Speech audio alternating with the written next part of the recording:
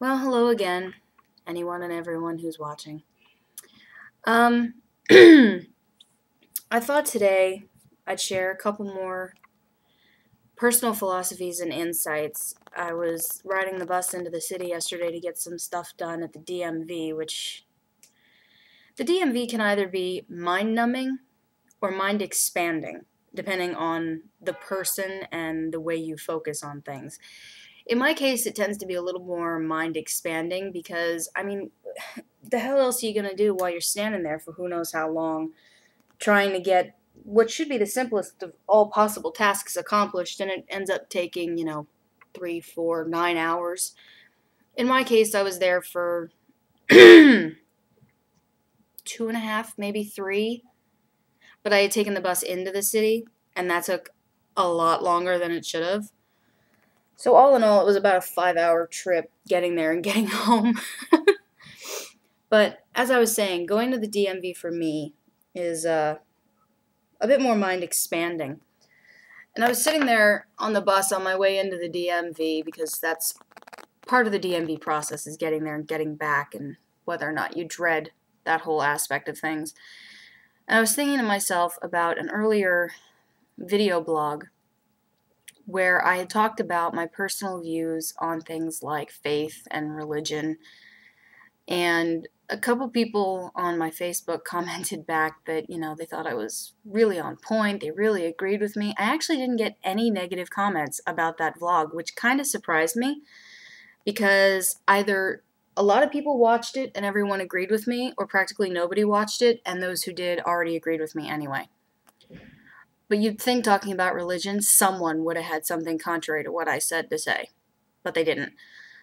So I was thinking about excuse me. I think I'm coming down with something. I was thinking about those personal philosophies and viewpoints and mission statement kind of things. Where's my hand sanitizer? There it is. And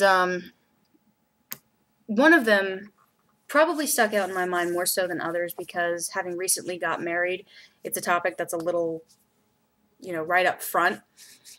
And that's the topic of love and relationships and dating. And of course, you think of one, and for me, it kind of snowballs. Love leads to relationships, leads to personality, leads to identity, self identifying. And part of the topic of self identifying is things like gender and sexuality and blah, blah, blah. And I remembered this time a long time ago, probably like 10 years, maybe less, I don't know, 5 to 10 years ago. I've been talking to another now former friend about the topic, and I explained it to him like this. He himself was proudly straight, which is fine. That's who he is. But I was explaining to him the reason I personally identify as bisexual, not the least of which is having been in a 10-year relationship with a woman before I met the man who's now my husband. Is that, to me, I think humanity can agree that love is a gift, right? We all want love. We all need love. A good number of us spend the majority of our lives searching for love and passion and the stability that that brings. There is a percentage who is a lot more material focused, but for the most part, humans seek out attention and affection and touch and compassion in the sense that they want love. They want that kind of connection. Excuse me. And as a way of explaining to him metaphorically my viewpoint on sexuality, I said to him, look, my viewpoint is this. All humans, all of us, are bisexual to some extent. It has nothing to do with if you're male. It has nothing to do with if you're female. It doesn't even have anything to do with whether or not you're twin spirit, intersexed, or transgendered, or any of the names under which you could possibly quantify and identify yourself. The point is that humanity itself is based in a way that seeks out that kind of emotional connection that humans have identified as love.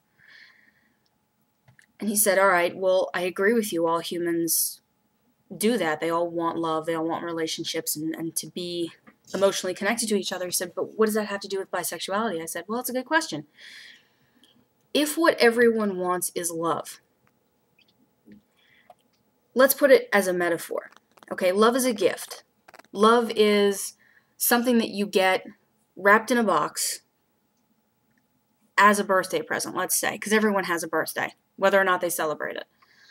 Everyone has a birthday. So love is the best birthday present you've ever gotten in your life. Doesn't matter what age you are. It's just absolutely overall the best gift you've ever gotten as a birthday present, right?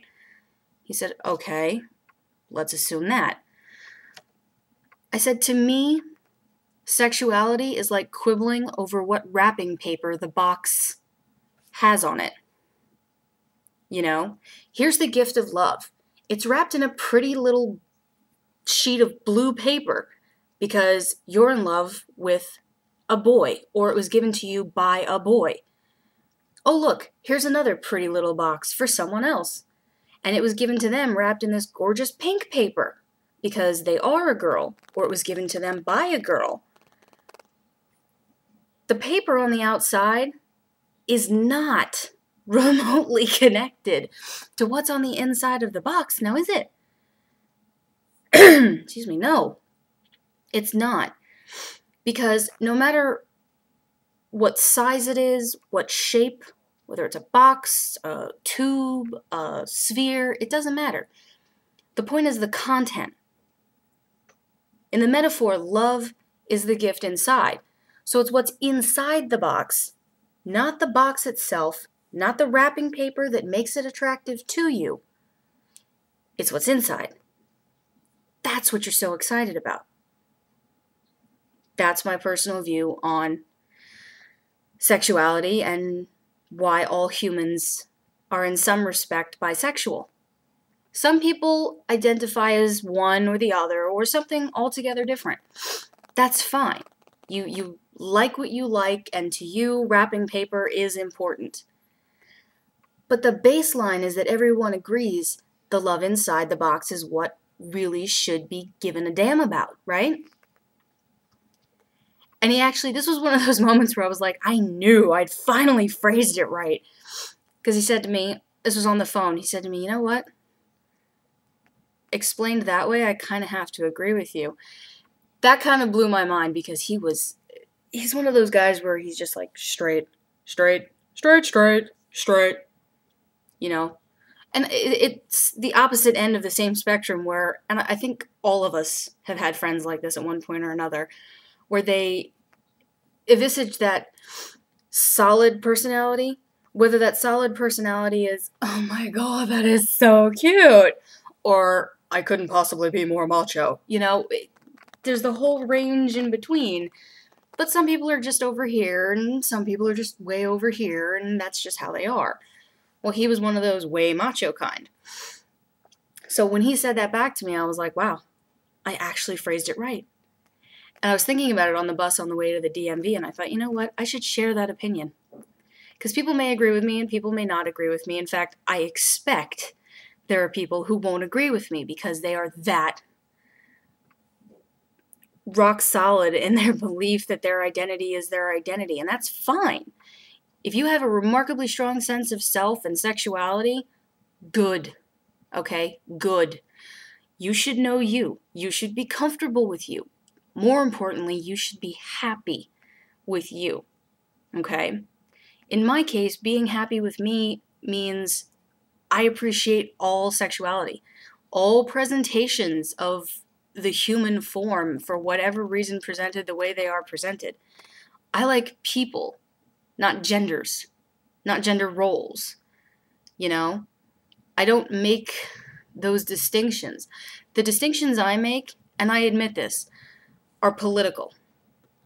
It is possible for me to, if I'm not really paying attention, say something contrary to what I normally say. It is possible for me to cite a specific politician and just flat out say, God, I hate that bastard, without separating between their politics and them. It'll come to me later. I'll realize I've done it after a while, and I'll if I'm near the person I said it to, I'll correct myself. But that's the only time I really tend to make that slip up, because in this day and age, being politically minded really is a survival trait. You have to understand some level of politics if you're going to function and survive, especially in the United Dysfunctional States of America. Okay? But I'm wandering off topic. The point was explaining my view on sexuality and why I think almost all human beings, in fact, all human beings, are on some level, no matter how minuscule, bisexual. So that was my uber reflection of yesterday. But the accomplishment of yesterday was I finally got to the DMV, and I got all of my papers in order. I got everything sorted, and I got my temporary new driver's license. Because you know how when you turn in one from out of state, or you have a name change or something, it's a state ID, it's a photo ID. They have to take a new picture, reissue it, reprint it, and you get a temporary thing in case you get pulled over in the meantime. So I got a temporary one with my new name on it, and it's such a hassle. Oh my god. I came home from the DMV, right? And I get off the train, and there happens to be a bank branch right near the train stop here. So I go in and I ask them, and I've been in several times in the last couple of weeks asking them this question. They've got to be getting really sick of me. But it's a cumbersome and annoying process, so I keep going in to ask different questions to see if I can get something accomplished or a different result accomplished. I'm never sure. So I go in again, and I'm like, well, I just came from the DMV. Like, literally, just got off the train from the DMV. I have a New York temporary license with my married name on it. Can I change the name on my accounts now? And they just flat out said to me, no. A government ID, yes, is what we require, but it has to be a photo ID. That's how paranoid security measures are getting here. And before anyone quotes Ben Franklin and privacy rights and who deserves what under what conditions to me, I know the quote, okay? I'm not going to quote it now, but I know the quote, okay? But there's actually signs up at the New York DMV saying that they will now only process these things if you have a valid, like, original official Social Security card. No substitutions. And if you don't have one, I looked it up on the website when I got home. If you don't have that, there's 6 or 7 other things you could offer, but they require that you offer at least 3 or 4 of them to make up for one Social Security card, which is a little ferrety, if you ask me, because it sounds like a not so well hidden attempt at finding people who are not native citizens and making them feel different and segregated and like they should have to jump through more hoops because they're not from here. You know what? Let me clear up that philosophy point in the last, minute and a half I'm going to be talking.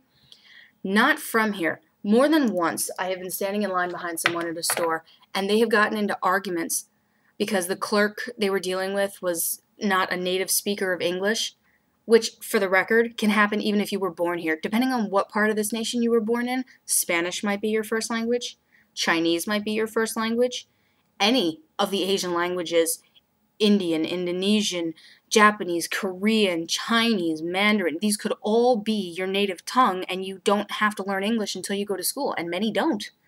Many don't. So they have a problem with the clerk on the other side of the counter because they're not a native speaker of English and don't necessarily follow what you're trying to say because you're using colloquialisms and idioms that they don't understand. And they've gotten into these shouting matches at these clerks about, oh, go back where you came from, and, my family's been here for centuries. Okay, well, you know what? All of the people I've seen this happen with have been white. White, day lily, see the sun through you, you're white as a sheet, white people, okay? Yes, I'm easily classified as that white myself because I have European heritage. But you know what? We all do. The only group of people who has anything resembling a right to get annoyed about the fact that their family's been here the longest are Native American Indians. That's it. Sioux, Iroquois, Cherokee, Passamaquoddy, Munsee, any one of many different types. So that's my rant. Hopefully I haven't gone over my time, and I will talk to you all later.